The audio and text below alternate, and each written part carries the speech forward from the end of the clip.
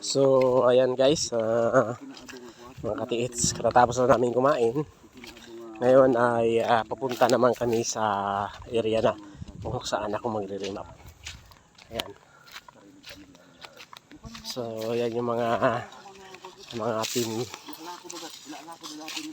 Pangasinan dito sa area nila. Ayan.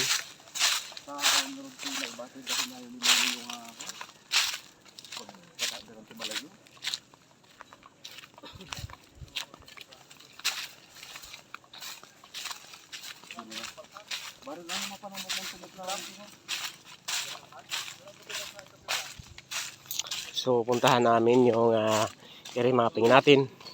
So samahan niyo ako mga katiids. Kung bago ka pa lang sa YouTube channel ko, mag-subscribe ka na dyan para ma-update mo lahat na area na puntahan ko.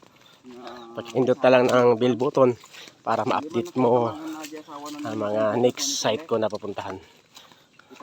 Tara, tayo na mga katiids, puntahan na natin. So lalakad pa doon kami almost mga 1 kilometer and a half nilalakarin namin.